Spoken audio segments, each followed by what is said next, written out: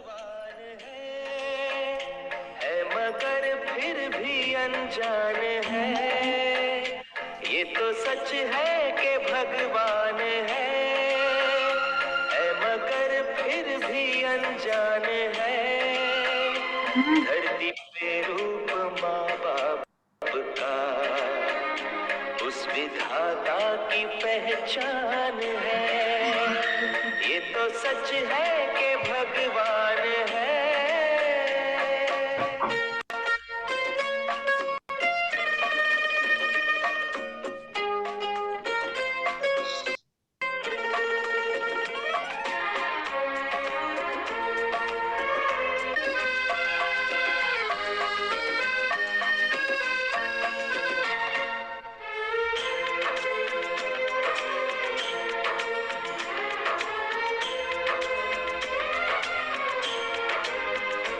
जन्मदाता है जो नाम जिनसे मिला, थाम कर जिनकी उंगली है बचपन चला।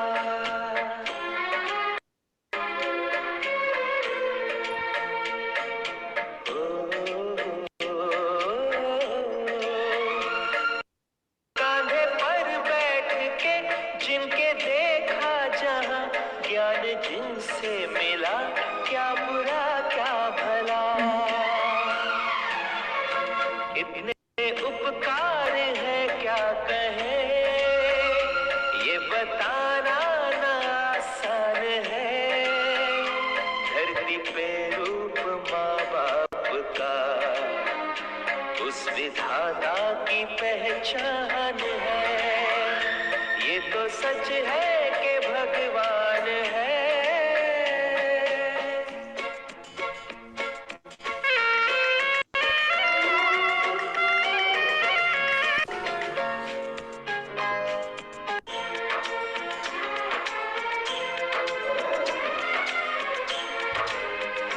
जन्म देती है जो माँ जिसे जग कहे, अपनी संतान में प्राण जिसके रहे।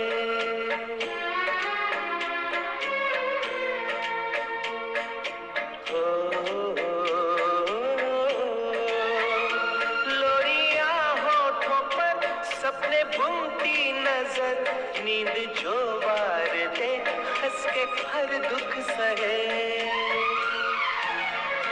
ममता के रूप में है प्रभु, आपसे पाया वरदान है। धरती पे रूप माँ बाप का उस विधाता की पहचान है। ये तो सच है कि भगवान है।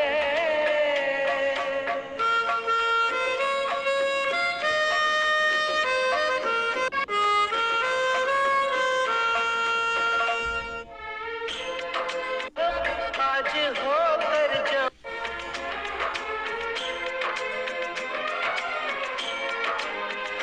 आपके ख्वाब हम आज होकर जवां, उस परम शक्ति से करते हैं प्रार्थना।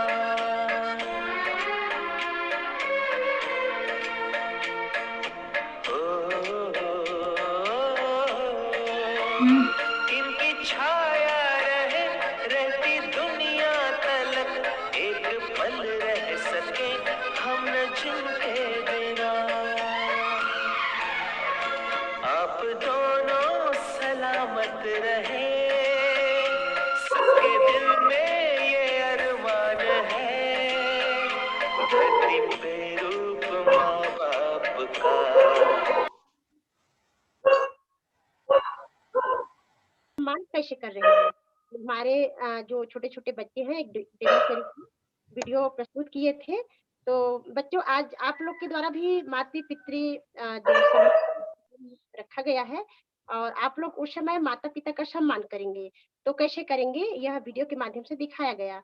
तो सर्वप्रथम आप लोग को अपने माता पिता को बढ़िया आसन देना है, बिठाना है, और बिठाने के पश्चात उसके जो पैर प्रक्षालन करना है, पैर धुलाना है। तो उसके लिए भी एक छोटा सा बढ़िया सा पात्र रख लेंगे, और उस पात्र में बढ़िया जल डाल करके अपने माता पिता का चरण धुलवाएंगे। और धुलवाने के पश्चात अपना जो अगला क्रम है तिलक लगाएँगे और तिलक लगाने के पश्चात माता-पिता को पुष्पहार भी पहनाएँगे और पुष्पहार पहना कर के बढ़िया-सा आरती उतारेंगे और फिर आरती उतारने के पश्चात अपने माता-पिता का प्रणाम करेंगे और कुछ उपहार रखे रहेंगे जैसे श्रीफल है ना? या कुछ मिठाई है या फिर हम अपने माता-पिता को कोई अच्छा-सा उपहार भी दे सकते हैं क्योंकि आज हमारे माता-पिता के लिए वंदनीय दिन है और माता-पिता का सम्मान हम जितना भी कर सके कम है क्योंकि हमारे माता-पिता ने हमें जन्म दिया है और हमारे ऊपर बहुत बड़ा उपकार है माता-पिता का। उसने हमें इस धरती पर लाने का और हमें जन्म देने का जो उपकार किया है, वो तो जीवन भर हम नहीं भुला सकते हैं। पर बच्चों उसके जो उपकार का जो प्रतिफल है ऋण है उसको चुकाने के लिए हमें क्या करना चाहिए? जीवन भर अपने माता-पिता का सेवा करना चाहिए। जैसे भी परिस्थिति हो, अपने माता-पिता की बातों का हमें अवज्ञा नहीं करना चाहिए। जो भी बात हमें माता-पिता सिखाते हैं, हम अभी छोटे हैं क्योंकि अभी हम विद्यार्थी हैं, पढ़ाई कर रहे हैं और हमें छोटे-छोटे बात हमारे माता-पिता जो है सिखाते हैं। क्यों सिखाते हैं?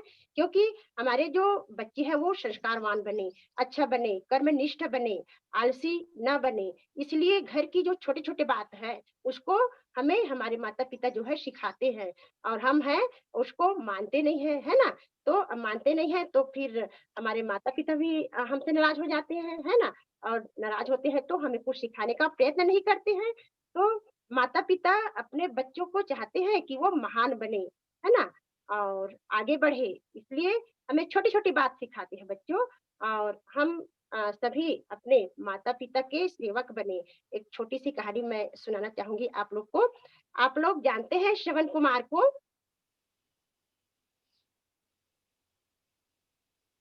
बच्चों, आप लोग श्रवण कुमार को जानते हैं क्या? श्रवण कुमार जो है बच्चे लोग जो स्क्रीन में दिख रहे हैं, थोड़ा शांत बैठे रहेंगे क्योंकि आप लोग स्क्रीन में दिख रहे हैं भई और हम देख रहे हैं आप लोग को, क्या बदमाशी कर रहे हैं आप लोग, है ना? तो बदमाशी नहीं करेंगे, हम कहानी सुना रहे हैं आप लोग को, माता-पिता की सेवा कैसे करना चाहिए। तो श्रवण कुमार नाम का एक छोटा-सा बालक था, है ना? और उसके माता-पिता जो है बचपन से ही अंधे थे।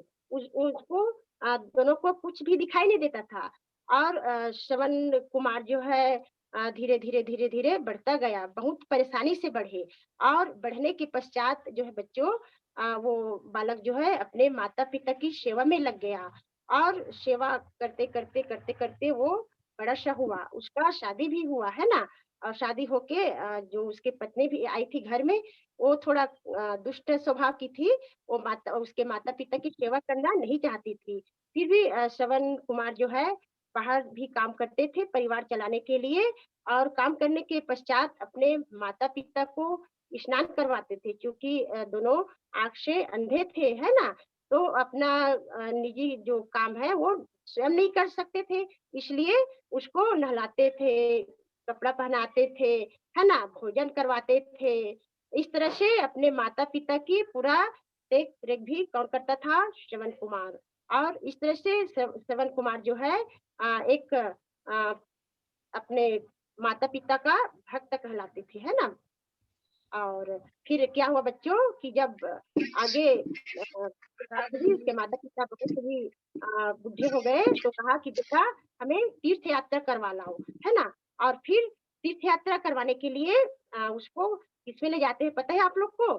कि एक छोटा-छोटा टोकरी होता है, इस तरह से टोकरी है ना? और उस टोकरी में श्रवण कुमार जो है अपने माता-पिता को बिठा देते हैं और काँवड़ एक जो लंबा लकड़ी का डंडा होता है, उसको अपने कंधे पे रख कर के पूरे तीर्थों की यात्रा करवाते हैं। मथुरा ले जाते हैं, काशी ले जाते हैं, गया ले जाते हैं, हरिद्वार ले जाते हैं और चलते-चलते फिर अयोध्या आते हैं और बच्चों अयोध्या में रात हो गई थी, तो नदी के किनारे ये लोग विश्राम करने के लिए बैठे हुए थे। तो श्रवण कुमार के जो माता-पिता हैं वो प्यासे थे, भोजन किए तो प्यासे थे, है ना? तो सरयू नदी में पानी लेने के लिए रात्रि में श्रवण कुमार जी गए और उसके पास एक छोटा-सा कमंडल जैसे पात्र था, तो उसमें वो पानी भर रहे थे नदी से, तो उसमें वहाँ आवाज़ आ रही थी, बुड़-बुड़, बुड़-बुड़ करके आवाज़ आने लगी और जब आवाज़ आने लगी, तो क्या करते हैं, उधर राजा दशरथ जो है शिकार करने के लिए आए हुए थे, और शिकार करने के लिए आए हुए थे तो उस आवाज को सुन करके वो समझा कि कोई हिरन है जो पानी पी रहा है, और वो शब्द भेदी बाण चलाते हैं, और उस बाण से श्रवण कुमार को बाण लग गया, और वो वहीं कराहने लगे। तो फिर राजा दशरथ जी वहाँ आते हैं और देखते हैं, तो उसको तो बड़ा अफ़सोस हुआ, दुःख हुआ, है ना? कि मैंने एक निर्दोष प्राणी को मार दिया। इस तरह से उसको बहुत दुःख हुआ। फिर श्रवण कुमार जी कहते हैं कि हे राजन, मेरे माता-पिता जो है बहुत ही प्यासे हैं, और जाओ उसको पानी ले जा कर के पिला दो। इस तरह से अपने माता-पिता का ख़्याल रखते हुए श्रवण कुमार जो है अपने प्राण की परवाह नहीं करते हुए भी, है ना, उसने अपने माता-पिता का ध्यान रखते हुए उसने राजा को पानी लेकर के जाने के लिए कहा। तब राजा दशरथ जो है माता-पिता के लिए, श्रवण के माता-पिता के लिए पानी लेकर के गए, और वहाँ गए तो वो बोल नहीं पाए राजा दशरथ जी जो है, और फिर अंत में परिचय देते हैं कि मेरे से बहुत बड़ी गलती हुई, और मैंने आपके पुत्र का वध कर दिया। हिरण समझ कर के मैंने शब्द विधि बाण चलाया। इस तरह से वो पछताते हुए एकदम दुखी मन से अपनी व्यथा को बतलाते हैं श्रवण कुमार के माता-पिता को। और फिर हुआ क्या बच्चों, कि श्रवण कुमार के माता-पिता भी उसी समय पुत्र के वियोग में अपने प्राण त्याग दिए। और इस तरह से श्रवण कुमार जो है माता-पिता के परम भक्त, परम सेवक, जिसे आज हम श्रवण कुमार के नाम से जानते हैं, उसका इतिहास प्रसिद्ध है। तो बच्चों, कहने का तात्पर्य ये है कि विषम से विषम परिस्थितियों में भी हम अपने माता-पिता को न त्यागें, उसका सेवा करें, है ना? जब हमारे माता-पिता बीमार पड़ जाए तो उसकी दवाई करें, और दवाई करने के साथ-साथ उसकी जैसे भी सेवा करना है, सेवा करें, है ना? तो माता-पिता हमारे सबसे बड़े देव हैं, मातृ देवो भव, है ना? पितृ देवो भव कहते हैं ना हम, और देवता से भी बड़े हमारे माता-पिता हैं, हमें जन्म देने वाले हमारे जन्मदाता हैं। इसलिए आज तो विशेष दिन है माता-पिता का सम्मान करने का, पर हम जीवन भर अपने माता-पिता का सम्मान करें, और आज से संकल्प लें कि हम अपने माता-पिता के सदैव सुख-दुःख का ध्यान रखेंगे। तो इन्हीं के साथ बच्चों मैं अपनी वाणी को विराम देती हूँ, और अगले आचार्य दीदी को मैं आमंत्रित करती हूँ, नेहा दीदी को, कि वो एक छोटा-सा वीडियो के माध्यम से आप लोग को संदेश देंगे। नहीं, आप सभी को समझ आ गया। आज आपको पता है कि आज हम लोग मातृ-पितृ दिवस क्यों मना रहे हैं? आपको पता है? पहले क्यों नहीं मनाते थे हम लोग मातृ-पितृ दिवस? आप लोग बताइए, क्यों नहीं मनाते थे पहले? ये तो अब हम लोग मनाना चाह रहे हैं ना। ये जो दुनियादारी के आजकल के वो उल्टे-सीधे जो है ना, जो आजकल के पाश्चात्य संस्कृति को हम अपने देश में ले आ रहे हैं, और हमारे देश की संस्कृति को दूसरे दूसरे लोग अपना रहे हैं। देखिए बच्चों, ये सब गलत बात है जो अभी आज के युग में चल रही है। अब हम मातृ-पितृ दिवस आज के दिन में मना रहे हैं, पर पहले जब हमारी भारतीय संस्कृति पूरे विश्व में विख्यात थी, जब हमारा संस्कृति था, तो हर रोज, हर दिन मातृ-पितृ दिवस मनाते थे। मतलब हर रोज माता को सम्मान, पिता को सम्मान, हर रोज पूजा, स्कूल जाने समय माता-पिता के चरण स्पर्श करके जाते थे, है ना? जब भगवान की पूजा करते थे, तो साथ में माता-पिता का भी पूजा करते थे। पर आज की संस्कृति में, आज के वर्तमान कलयुग में क्या हो रहा है? क्या हो रहा है बच्चों? आप लोग क्या अपने मम्मी-पापा के पैर छूते हैं? हमारे संस्कारशाला के बच्चे हैं, ज़रूर छूते होंगे। लेकिन आप अपने दोस्तों से पूछिएगा जो संस्कारशाला से जुड़े हुए नहीं हैं, वो बच्चे नहीं छुएँगे। क्यों? क्योंकि ये हमारी जो संस्कृति है ना, वो दिखावे में जा रही, पाश्चात्य संस्कृति की ओर जा रही है ना? तो हम पहले हर रोज़ मातृ-पितृ दिवस मनाते थे। हमारे माता-पिता 4 बच्चों को, 6 बच्चों को एक साथ पालती थी, है ना? लेकिन 4 बच्चे, 6 बच्चे मिलके एक माँ-बाप को नहीं पाल पा रहे हैं। आपको पता है, हमारे जैसे देश में जहाँ गंगा नदी को हम गंगा माँ कहते हैं, अपने देश को भारत माता बोलते हैं, वहाँ पे कितनी शर्म की बात है, वृद्धाश्रम खुली हुई है। क्यों? क्योंकि आजकल के जो कलयुगी बच्चे हैं, वो अपने बूढ़े माँ-बाप को घर से निकाल देते हैं। वो उनके खुद का घर होता है। जो माता पिता को निकालते हैं। ये हमारे बच्चे संस्कारशाला के बच्चे हैं। अभी से नींव पड़े आपके मन में कि माता पिता का सम्मान हमें हर रोज करना है, प्रतिदिन करना है ना? आपको प्रहलाद के बारे में कोई जानते हैं क्या? हाथ उठा के बताएंगे, कोई जानते हैं तो?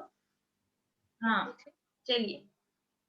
पता है प्रहलाद जो जय श्री हरि बोलते थे ना, सुने हो ना, फिल्म में देखे हो ना, है ना? उनका नाम है ना?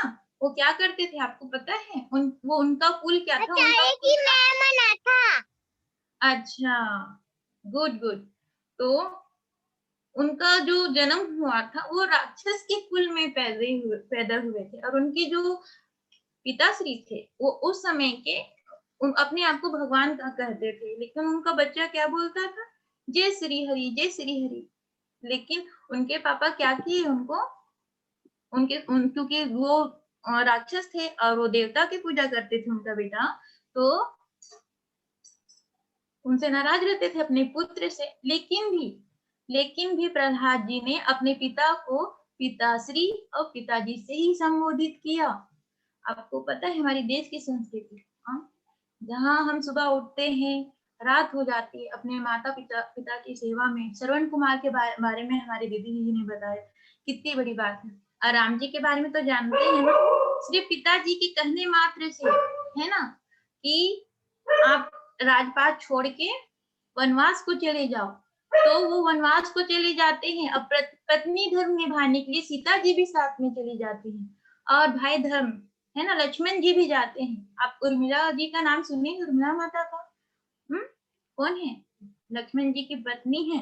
वो ऐसा हम सुनते हैं कि उर्मिला जी क्यों नहीं गई? जब सीता जी गई अपने पति के साथ, तो उर्मिला माता को भी जाना चाहिए था, पर उन्होंने महल में रह के अपना पत्नी धर्म निभाया। कैसे? आपको पता है, लक्ष्मण जी ने सीता माता और राम जी का सेवा करने के लिए निद्रा देवी को आमंत्रित किया था कि मुझे 14 वर्ष तक नींद नहीं आए, तो माता जी तो मान गई निद्रा देवी, लेकिन तुम्हारे बदले किसी को सोना पड़ेगा।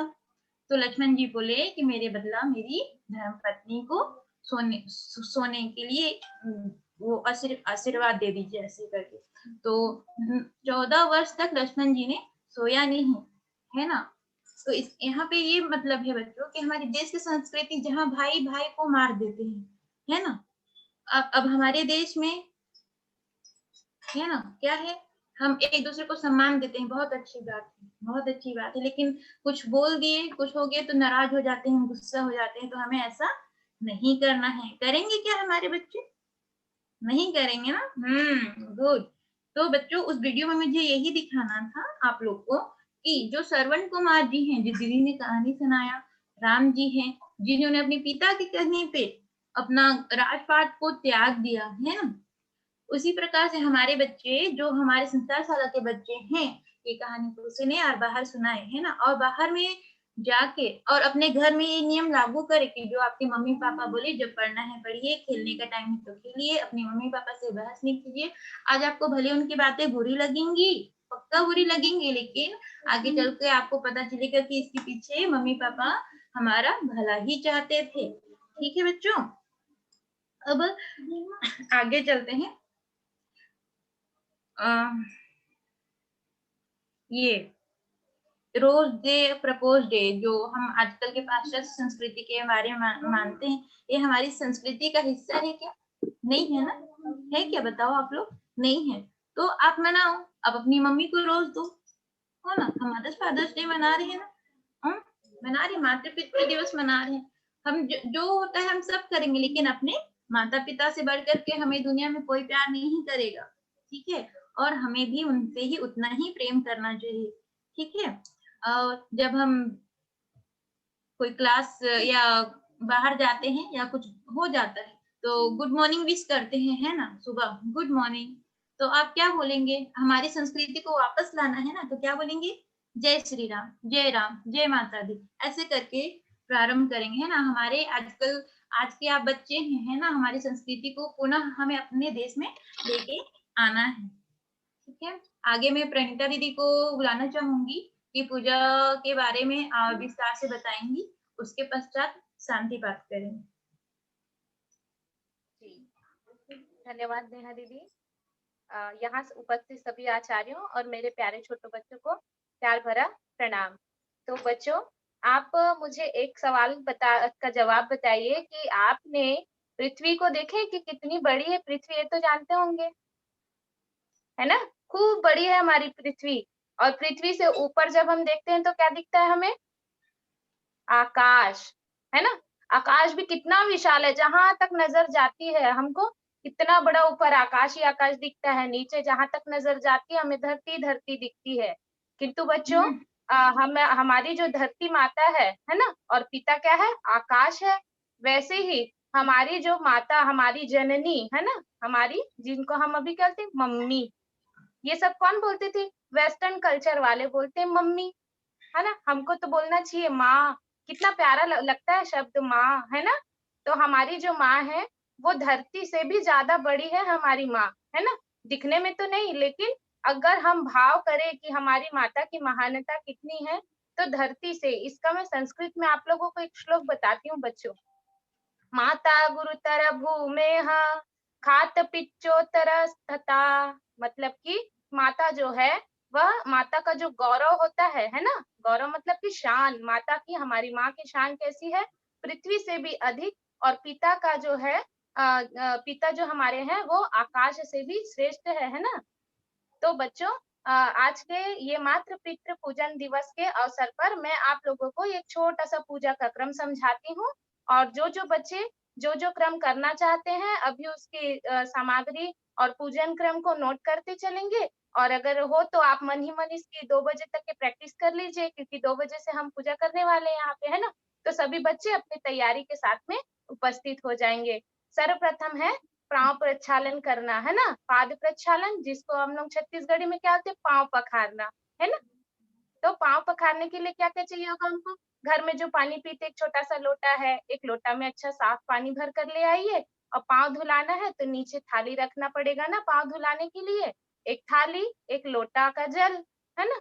और उसके बाद में हमारी थाली, पूजा की जो थाली है, अलग एक थाली और बनाएंगे पूजा की, जिसमें कि रखेंगे दीपक, रोली, अक्षत, कुछ पुष्प छोटे छोटे, और पुष्पहार, मिठाई, है ना? मिठाई ना भी हो तो गुड़ या घर में जो प्रसाद भगवान को भोग लगाते हैं आप वो ले आइए मुंह मीठा करने के लिए, है ना?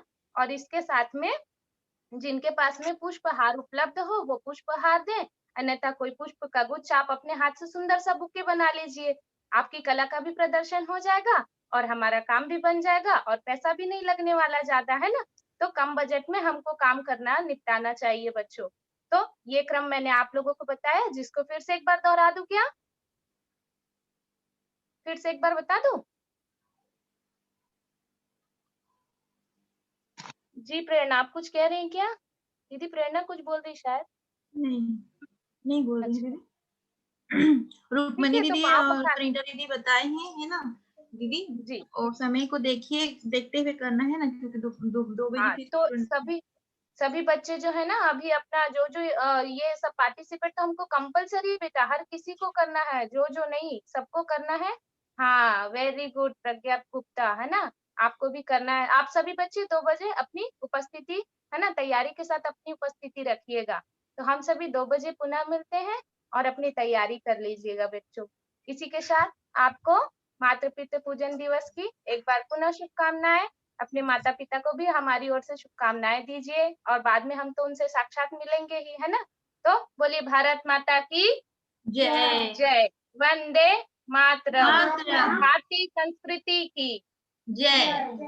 है ना? हमें भारतीय संस्कृति की जय घोष करना कभी नहीं भूलना चाहिए, क्योंकि हमें अपनी संस्कृति को अब अपनाना है, जो कि पहले से ही थी, लेकिन उसको हम धीरे धीरे भूलते जा रहे हैं। उनको फिर से हमको बताना है सबको कि हमको वैलेंटाइन डे नहीं, क्या मनाना है? मातृ मातृ दिवस। पितृ पूजन दिवस। वेरी गुड, है ना? शाबाश। चलिए, अब हम शांति पाठ की ओर आगे बढ़ते हैं, जो कि अभी वंदे मातरम गीत के साथ में, है ना? तो रुकिए सभी दीदी, आप अपने, जी दीदी, मौन दीदी। मौन करवाना है थोड़ा सा। अच्छा, बेटो आज जो कि 14 फरवरी है ना, आप लोगों को याद होगा कि जो दीदी, हमारे सियार, जी दीदी, हाँ 1 मिनट रुकिए।